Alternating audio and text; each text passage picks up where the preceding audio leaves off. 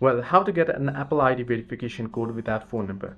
To get an Apple ID verification code without a phone number, you can use a trusted Apple device. So for instance, you want to reset Apple ID password or whatever reasons you are trying to get the verification code, you need to get the verification code.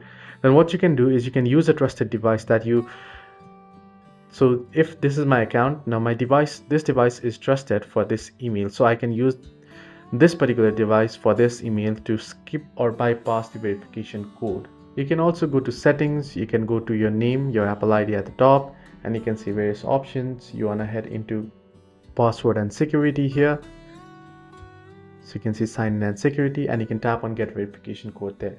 Similarly, when signing on in a new device, a notification often appears automatically on your currently logged in Apple devices, allowing you to click allow to see the code. If you set up a recovery key, you can use it to regain access and bypass the phone number requirement as well. Hope this video was helpful. Do like and subscribe, and do not forget to leave the comments down below if you have any further issues.